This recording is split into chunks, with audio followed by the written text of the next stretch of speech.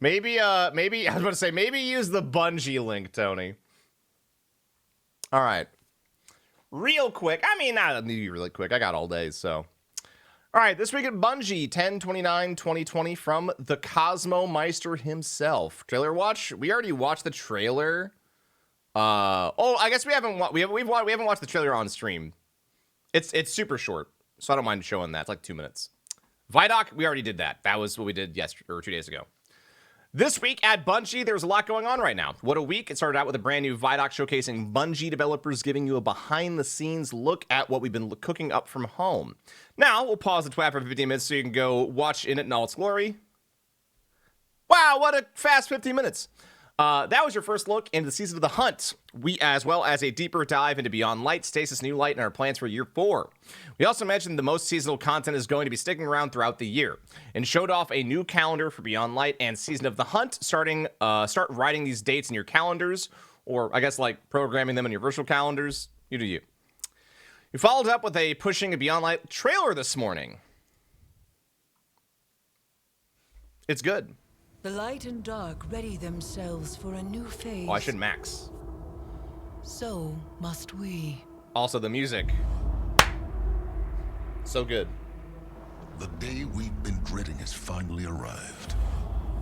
The darkness is here. We are deploying Guardians to all corners of the system to find answers. I'm picking up a distress signal. Someone's in trouble. My friends, we are all in great danger.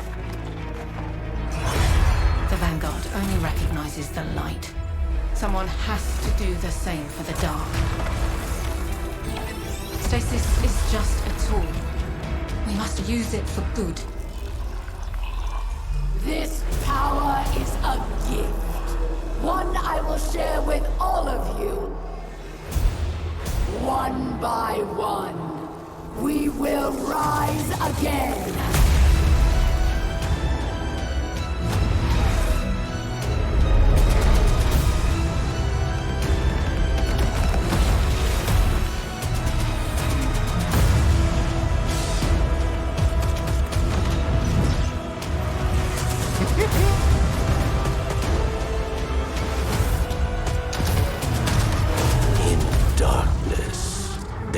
Only one truth. Death.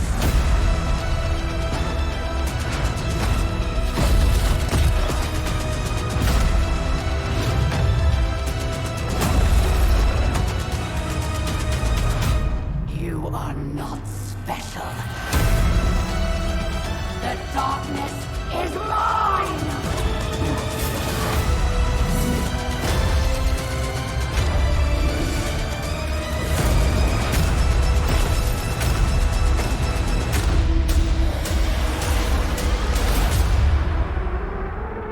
There we go.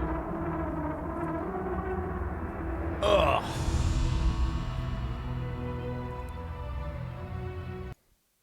I'm excited. That's all I got for you this week. Just kidding. Let's go over it. All right, important shit, chat. Start of any new Destiny expansion begins with a power climb as you experience the campaign and play through the story missions. After finishing that up and completing some additional quests and activities, you're usually around what we call the soft cap, and will need to start earning powerful rewards to continue to increase power so you can tackle some of the more aspirational activities in the endgame. After you reach the hard cap, then there is an additional 10 power you can earn through pinnacle rewards if you choose to hit the pinnacle cap. Here are the caps: 1200, 1250, 1260. So that's about, what is it right now? It's 1060 right now is what I'm at. So it's 140 power to go to the soft cap, and then 50 after that. When you first log in next season, all of your weapons and armor will be at pow. Ooh, hell yeah. Sick. I love that. I love that they've been doing that every, like, DLC, they just auto-catch everybody up. Like, I cannot talk about how awesome that is when it comes to, like, accessibility of someone coming in late to the game. Because I fucking love that. That is awesome, and I'm happy. So, sick. Powerful reward changes. We've heard a lot of feedback from players for more opportunities to earn powerful rewards from activities you enjoy most.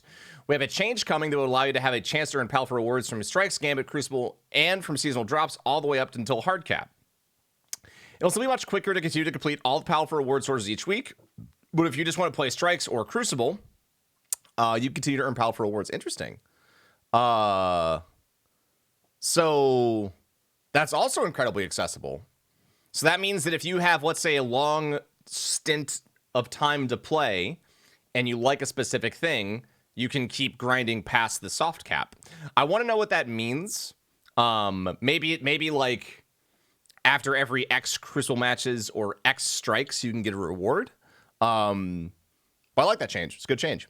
Destiny is at its best when you are shooting aliens, getting loot, and becoming more powerful. That gameplay loop breaks down when the best way to increase your power can be standing in the tower, handing tokens to Lord Shaxx.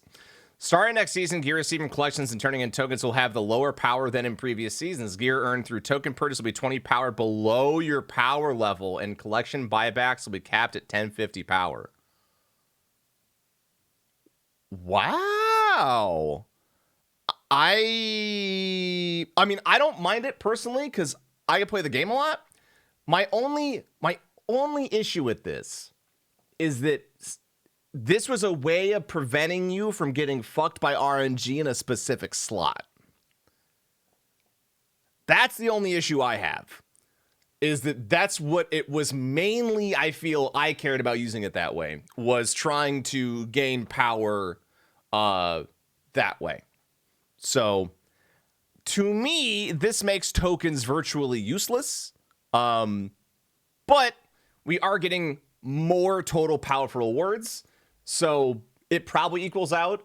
Maybe there's some back-end changes that they didn't mention where the game is going to start realizing what you need and will have more opportunities to get it. So once again, I don't mind this. My concern is what happens when I'm like, I need shoes. I need shoes like nobody's business for like 3 days, you know? So, but I guess umbrals were a great way of helping out with that. But even then, you couldn't target a specific armor slot. It was just armor in general. So we'll see. Shrug. Economy changes. Some currencies and items have changes coming at the end of the season or in the near future. Here's what to expect when you log in. With several destinations going into the DCV, many of you have been wondering what is going to happen to the currencies found in the areas currently underneath the pyramids. The simple answer is that there are no changes to these currencies in Season of the Hunt, and you'll be able to continue to spend them at vendors normally. Starting in Season 13, Phase Glass Needles, Alkane Dust, Simulation Seeds, and Seraphite will no longer be accepted by vendors. Those of you who will still have unspent stockpiles at the end of Season of the Hunt, Spider will be kind enough to offer Glimmer, exchange, take them off your hands. But you'll realize the best value by spending them before that point. Let's make sure to just turn aside before the end of the next season. But where do I use them at? Because the only place to use them is at the places that are not going to exist anymore. So is it just Spider? At the vendors where they leave? No. This is before the end of the next season. So those vendors won't exist next season, Bass. I guess, yeah, upgrade modules, gunsmith, but like, just take them, I guess, at this point. It seems like it's the exact same. I think it's saying get the shards in the faction packages. I guess. I don't know. Destination vendors. Once again, chat. They're saying spend them before the end of the next season, as in Beyond Light. You will not be able to spend them at those vendors the next season because it is gone. Do you see the problem with that, with the way that's phrased?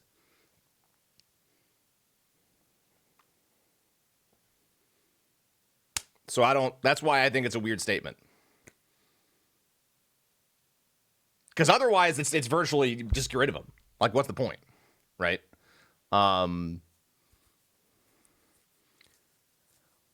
Like it's typo? I don't think so. Because what's this upcoming season? Is it season 12?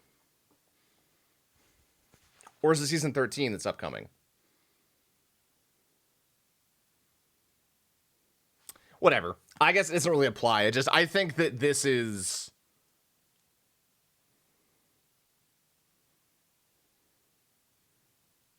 Saying no chase season the hunt, so it's not a typo.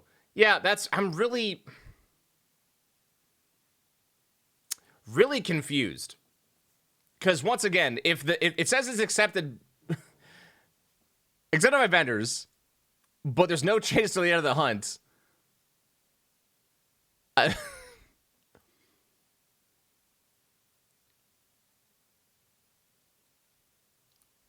I find this to be poorly worded. Because to me, unless the vendors that accept these items, and only those items, exist somewhere in the next season, you're going to have to spend them at Spider. And you essentially are only going to want to use them for Glimmer. So I just don't... I'm just going to go over it. It hurts my brain. There are other items that will be removed from your inventory at the end of the season arrivals. Some, like faction tokens, have not had a purpose for quite a while, and others, like expired ramen coupons. No! Never let a purpose be held the same value. No!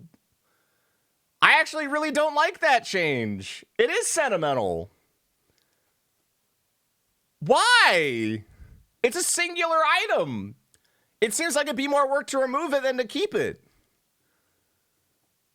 Oh, I want to see the full list. Okay, don't have any of those. Don't have any of those. Bounties quests from Season of the Forge, Drifter, and Opulence. All Ritual and Pinnacle Weapon quests. Black Armory schematics. That's fine. That's fine. Fine. That's also stuff I want to keep. There's so many things I want to keep. Oh, man.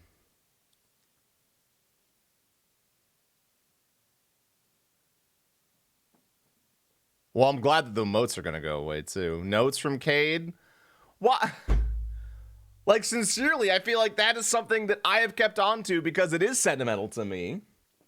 I am sad about that.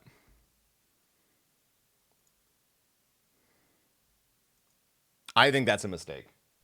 And unfortunately, it's one they can't, like, really fix. Because, I mean, once it's gone, unless they give it to everybody. But, yeah, like, literally, I think that people kept those for a reason. Like, absolutely agree with you there.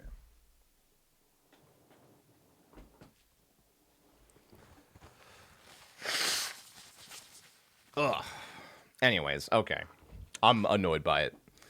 Bounties. Back in late April, we shared some plans on how to tackle the problem of bounty fatigue. We have made some shifts to seasonal bounties and reduced their importance on earning seasonal currency and seasonal progress.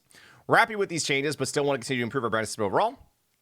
One of the plans we previewed was to eventually replace weekly bounties with a new mechanism to provide players with a set of non-expiring and account-scoped objectives each week that will grant lots of season rank progress. We're still working on that system, and we'll share more on it, target the release of Season 13. Also, I think it's odd they say specifically season rank progress and not experience, because one would only work on your season pass, the other would not upgrade your artifact. So I don't know if I agree with that sentiment entirely. Yeah. The season pass you've come to know since Shadowkeep is largely staying the same. There will be new weapons and armor to earn off both the free track and the owned path. One big change we're making is adding Bright Dust to the season pass. As mentioned before, we wanted to change the way you earn Bright Dust and move towards account-specific paths to give players with only one character significantly more Bright Dust than they've been earning over the last year. Here's the high-level look at the changes coming next season. Free path, 7,500 Bright Dust. Owned path, 3,000. Weekly bounties will now award 100 Bright Dust. Versus what? They had, 200, I think? So they nerfed the weekly bounties? What?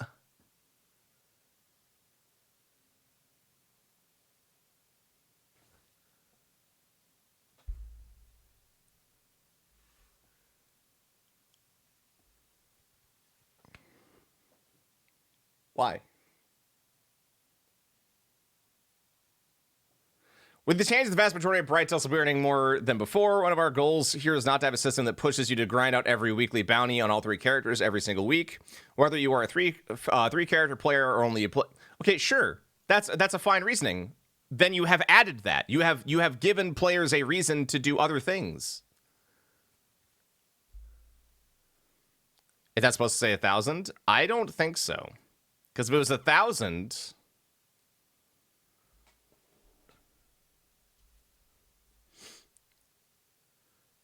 Whether you are a 3-character player or only a hunter, Bright Dust will be more available when earning ranks in the Season Pass, so we'll be making a change of the timing of Season Pass rank purchases, which will be available starting in Week 5 instead of Week 9.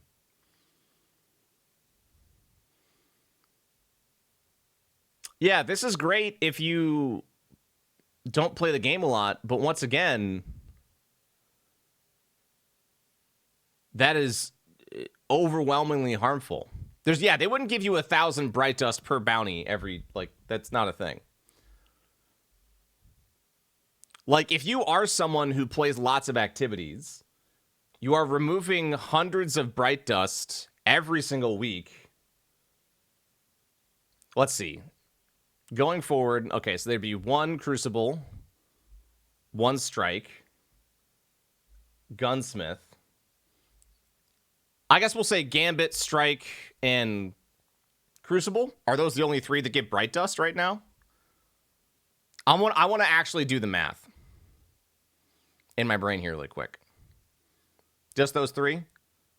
Okay, so that means you are losing out on a total of 900 Bright Dust every week. So 900 Bright Dust every week. A season is normally 12 weeks.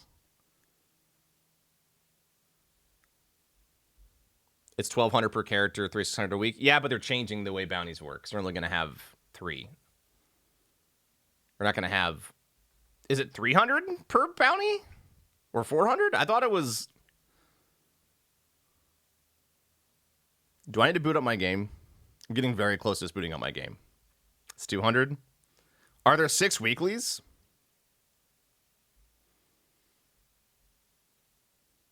Six bounties. Got it. Oh, yeah, there are 2 weeklies. I thought it was just 1. My bad. I am sorry. I did bad maths. So you're going to be missing out on 1,800 Bright Dust per week. Over the course of, let's say, 12 weeks. So... we will even... Yeah, that's a net loss. That's a huge net loss. Of like 10k plus Bright Dust. I don't know. I think it's a terrible decision. I really don't like it. I understand the reasoning of this, but this is, in my opinion, a bad choice.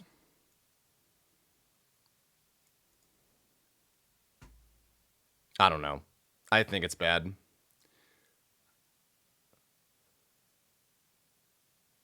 Yeah, it's great for people. Like, it just, I don't know. I do not personally think that Bungie should be trying to reduce the overall income of people who already play their game a lot, and that's what that does.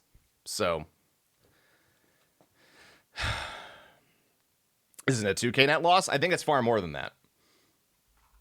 Because if you're losing 1,800 per week, I'm just going to pull up a quick calculator. That way I don't have to worry about messing it up. So 12 weeks times 1,800 Bright Dust, 21,600. Just off of doing those every week. And you're getting 10,000. So you're getting that is 10,500. That is a net loss of 11,100 Bright Dust. Just off of the weeklies. So... yeah. If they add Bright Dust to other bounties, maybe it evens out. Because like for example, if they add him to the Gunsmith is dumb easy weeklies to do. Maybe it works out, but just on paper, not knowing more about it, it is bad. Genuinely feel like it's a bad choice. I get they got to push silver. I would much rather have it stay the same than have it move to the season pass. Personal opinion. Spider's dealings. Spider's going through some changes in Beyond Light through a notoriously savvy black market dealer. Our favorite four-armed friend has been largely the same for quite some time now. But the impending journey to Europa has finally given him a reason to tune up the materials exchange and make 2 key changes. First, Spider will no longer be selling legendary shards. This exchange was removed mainly because it was not seeing enough use, particularly when compared to the other exchange offers. I mean, it's true. After reviewing player balances and the frequency in which the exchange was accessed, it was an easy decision to free up the space for something much more interesting. In place of the legendary shard exchange, Spider's now selling enhancement prisms. These highly valued items come at a cost of 400. Wait.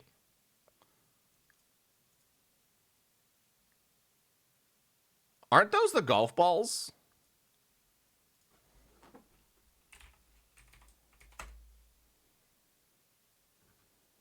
No, are they just the because those are shards, right?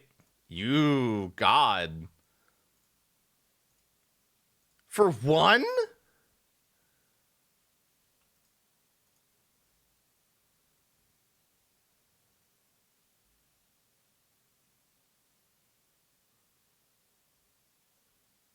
Okay. We're taking another look at how the enhancement core exchange works and made some changes. The ascending cost mechanism has been removed. In its place, Sparrow will now sell you 5 enhancement cores a day. Wait. Okay, so that's nice. So you can get 5 enhancement cores a day for 30 legendary shards. This does not limit the number of cores you can acquire from him each day. We feel a consistent price is a clear experience with less chance to accidentally spend large quantities of shards. More importantly, it's also cheaper. The old Purtis model, you'd pay 310 legendary shards for 5 enhancement cores. Now you pay 30 shards each, which equals to 150. So what it does, while it does limit your acquisition rate, it'll actually save you that. I mean, I have a lot, but like 400 for that. That's actually like, so you buy 10, that's 4K. That's substantial. That's not even like, so basically to buy 1 golf ball is 4,000 legendary shards. Even with how many I have, that's absurd. I have 18,000.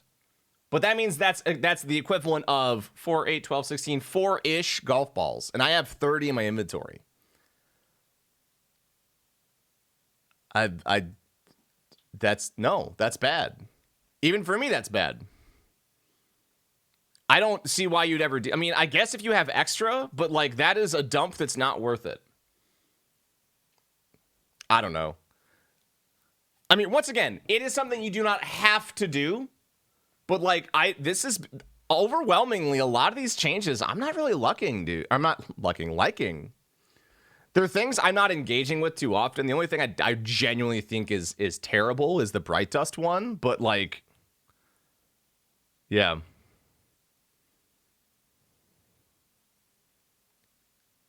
It's a net loss of 300 Bright Dust.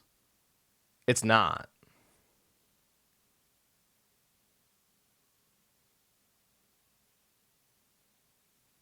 Oh, I know what you're saying. Okay. I was doing bad math.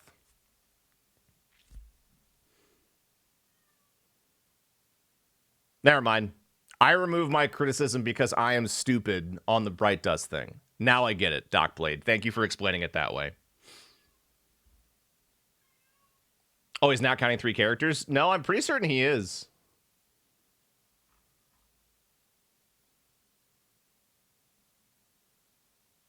The idea is that you're still acquiring... He's not. I'm pretty... okay, we're going to go back to this. I apologize. I'm going to try to figure this out. All right.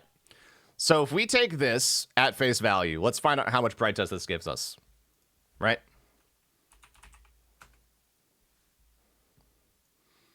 All right. So we are starting out with 100 Bright Dust. So, and there's, let's say we still have 6 bounties. So that's 600 times 3, 1,800. And then 1,800 times what, 12? 2160? So we're still, oh no, you're right. Yeah, I was right. Why are you confusing me?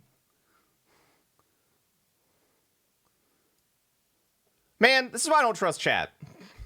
I do things correctly, and then they say I don't, and then show me the wrong math, and then say I'm wrong. And my brain gets confused. So we still get this much Bright Dust, but we get that versus, you know, this much.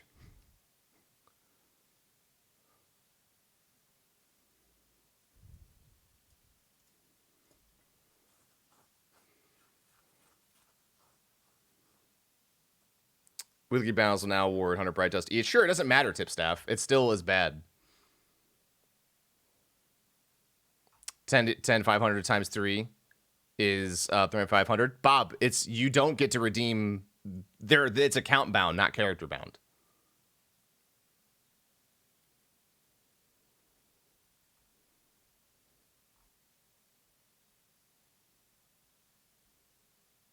Do we know the amount of weekly bells will be per week? Unless there is 12, it is going to be a loss. I'm done talking about this. It is a net loss. With the information we currently are aware of, if you are a dedicated player and you play every week and do your weeklies every week, it is a huge net loss of Bright Dust. Simple as that. If you are a single player character, it is actually probably better for you because you're probably not playing that much. But like I said, for the people who actively play a shit ton, this is bad for them. Back to Spider, which is also bad. I'm not going to do that. Finally, to see people wondering, be able to equip Ghost Mod Speed Team with other mods like Guiding Light. We have some good news for you. We don't need to. Starting in Beyond Light, all sparrows, both legendary and exotic, will innately summon instantly. That is good. Yay! As a result, there is no need for a ghost mod to impact this functionality. Speed Demon is not carried forward in the new system. If you're already driving around with the Sparrow Transmat Preloader, you can keep using it and it will work just fine. Or you pull out the collections again and get 2 new perks. Newly created Sparrows will no longer roll on Transmat Preloader, so you have a chance to get yourself an extra perk and still retain that instant summon speed. Hop on that newly instant summoning Sparrow and zip on over to Spider's new offers. He's ready and waiting to wrap those 4 greedy arms around some of your wealth and make you a deal you can't refuse. Yeah, I mean, I can absolutely refuse it. I'm going to actively refuse it. Eververse.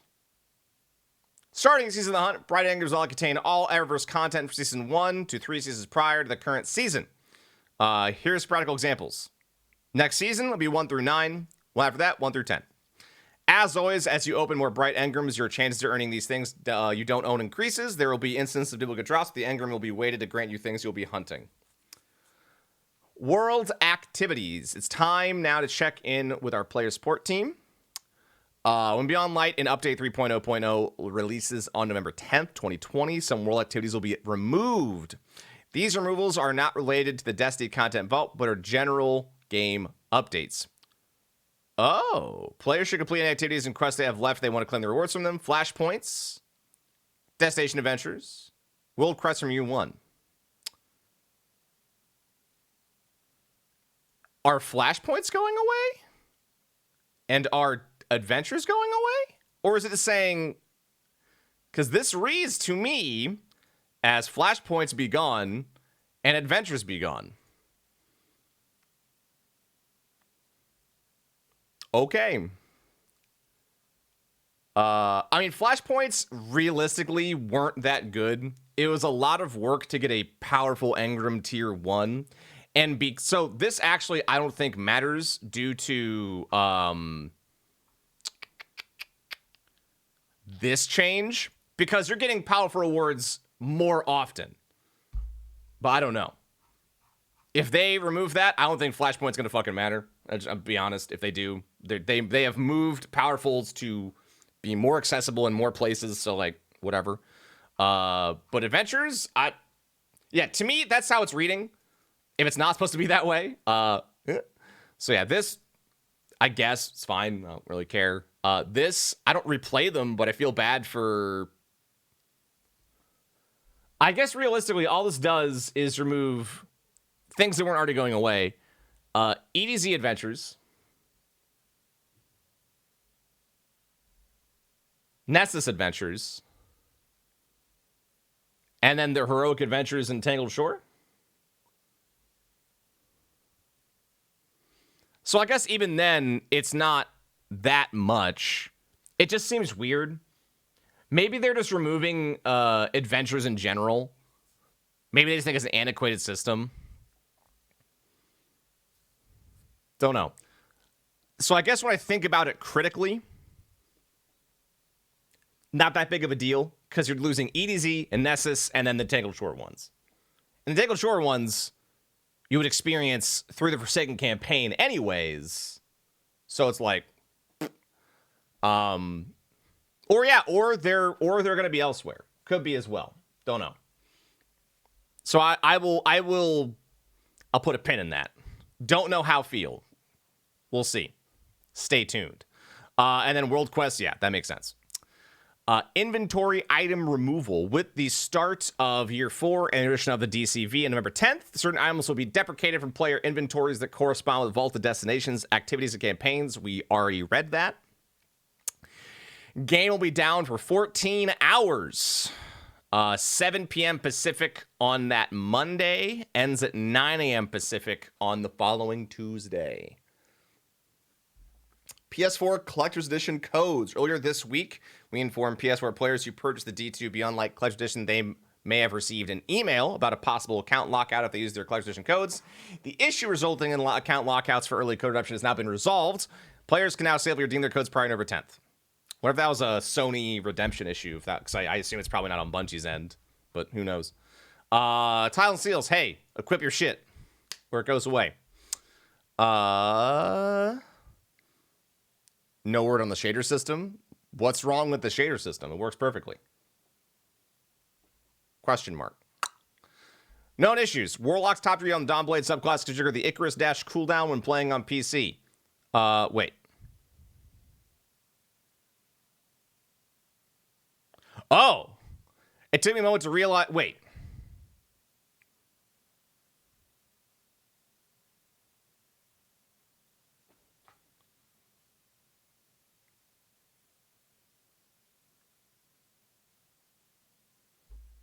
I'm just gonna.